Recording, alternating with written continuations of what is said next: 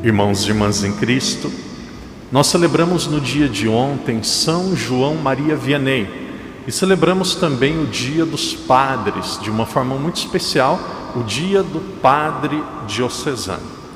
O Padre agradece a todos pelos cumprimentos, pelas orações, e eu penso que é um grande presente de Deus o Evangelho que nós temos hoje, um presente de Deus, porque se alguém perguntar assim: Padre, escolha um texto na Sagrada Escritura que mais tocou o seu coração. Padre, escolha um texto na Bíblia que mais marcou a sua vida ou que mais ajudou durante a sua caminhada. Eu penso que o texto da minha vida, o texto da minha vocação, é esse texto do Evangelho de São Mateus, capítulo 16, principalmente entre os versículos 18 e 19. Então, como ontem foi o dia do Padre, como esse Evangelho é tão especial, talvez o Evangelho mais importante, o Evangelho que tocou de uma forma mais profunda a minha vida, gostaria de partilhar com cada um de vocês 4 pontos no Evangelho. O Padre vai partilhar de uma forma breve, 4 pontos que tocam profundamente o meu coração. Primeiro deles, Jesus diz no Evangelho de hoje, veja, o Padre não vai dizer os pontos mais importantes do Evangelho, farei essa reflexão dizendo a cada um de vocês os pontos que mais tocam o meu coração. É como se fosse o centro do Evangelho. Jesus diz: Simão, filho de Jonas, tu és Pedro. Veja, acontece algo extraordinário. Jesus muda o nome daquele apóstolo. O nome dele era Simão. Jesus passa a chamá-lo Pedro. Na linguagem semítica, na linguagem da Sagrada Escritura, Jesus diz: tu és Quefas, e sobre esta Quefas edificarei a minha igreja. Simão, o primeiro nome dele, significa algo frágil, significa algo simples, e Jesus diz: você será chamado pedra. Quando acontece a mudança do nome de alguém na Sagrada Escritura, Jesus muda também, ou Jesus ou Deus mostra qual é a nova missão, o que Deus espera daquela pessoa. Existem momentos que o nome das pessoas foram mudados. Nós temos Abrão, depois Abraão. Nós temos Sarai, depois Sara. Nós temos Saul, depois Paulo. Nós temos Levi, depois Mateus. Quando se muda o nome, se muda a missão. Jesus transformando, mudando o nome de Simão para Pedro, Jesus esperava algo dele.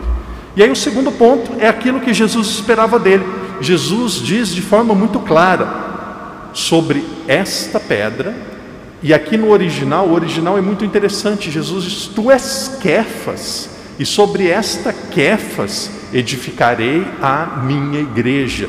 Aqui não fica dúvida nenhuma, principalmente quando pessoas de outras igrejas, costumamos dizer assim, de outras religiões, fazem a seguinte interpretação: Jesus falou: você é Pedro, mas sobre esta pedra que sou eu edifico a minha igreja. Não, Jesus estava falando para a mesma pessoa. Jesus diz: tu és Pedro, e sobre esta pedra, tu és Quefas, e sobre esta Quefas edificarei a minha igreja. Já falei outras vezes, e eu gosto de olhar e ver palavra por palavra. Jesus falou: a minha igreja. A, artigo feminino singular. Minha, pronome possessivo. Não existem as igrejas de Jesus. Não existe algumas igrejas. Não existe certas igrejas. Jesus diz: a minha igreja. Uma igreja diz que Nossa Senhora teve vários filhos. Uma igreja disse que Nossa Senhora teve um filho. Como que todas podem estar certas? Uma igreja diz que durante a ceia ou a Santa Missa acontece a transubstanciação. Sai a substância do pão e aparece e surge o próprio corpo e sangue de Cristo. E outra igreja fala que acontece só uma consubstanciação, as duas substâncias juntas. Como que ambas podem estar certas? Existem mais de 30.000 igrejas com nomes diferentes, cada uma ensinando uma diferente da outra. E se elas ensinam diferentemente, elas se excluem entre si. Para evitar qualquer dúvida, para quem está no Brasil, para quem está em Macau, para quem está na Índia, em Goa, em Portugal, seja onde for, para evitar qualquer dúvida durante toda a história, Jesus trouxe a responsabilidade para si e disse: a minha igreja. E se a igreja de Jesus, a igreja vem da época de Jesus. Com todo o respeito, e aqui as pessoas sempre dizem assim: olha, cuidado para não citar nome, padre, pode acontecer um processo, que o senhor Martinho Lutero me processe. Jesus não apareceu para Martinho Lutero em 1517 dizendo: Martinho, tu és Martinho Lutero, e eu te digo, sobre este Martinho Lutero eu edifico a minha igreja. Não disse. Não disse para um senhor do Brasil chamado Edir Macedo Bezerra. Não disse para Daniel Berg, fundador da Assembleia de Deus. Não disse para João Calvino, fundador dos calvinistas. Não disse para o rei Henrique VIII, fundador dos anglicanos. Ele disse: tu és Pedro, e sobre esta pedra edificarei a minha igreja. E aqui entra algo lindo. Naquele momento começou algo chamado legítima sucessão apostólica. Nosso Senhor não tinha o desejo que aquele seu ensinamento, que aquele seu pedido, que aquele ministério que surgia ali ficasse só com Pedro. Não, Pedro morreu e o ministério foi passado para Lino, foi passado para Anacleto, foi passado para Clemente, foi passado para Evaristo. O ministério continuou sendo passado até alcançar o Papa Francisco. 266 papas, sucessão ininterrupta. Padre, quem era o Papa lá em 1500, quando o Brasil foi descoberto? Olha, em 1500 era o Papa Alexandre VI.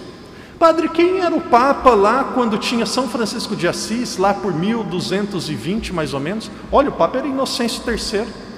Desde quando Jesus fundou a igreja até o dia de hoje, a igreja nunca ficou, claro, tem os períodos de transições que são dias, a igreja nunca ficou sem ter um Papa. Existe uma sequência que é ininterrupta. Isso só existe na igreja fundada por Jesus, na igreja una, santa, católica e apostólica. E Jesus continuou dizendo: as portas do inferno não vão prevalecer contra a igreja. O Império Romano caiu, a Revolução Francesa acabou, regimes totalitários do mundo todo passarão. A igreja católica, ela pode chacoalhar, ela pode ter crises, ela pode ter dificuldades, mas a igreja católica jamais será destruída até, e aqui não existe uma destruição, a igreja alcançará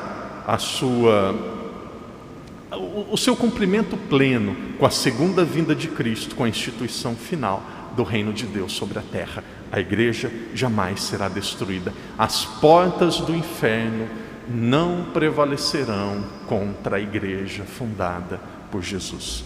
Isso não significa que na igreja nós não temos problemas. Isso não significa que na igreja nós não temos erros.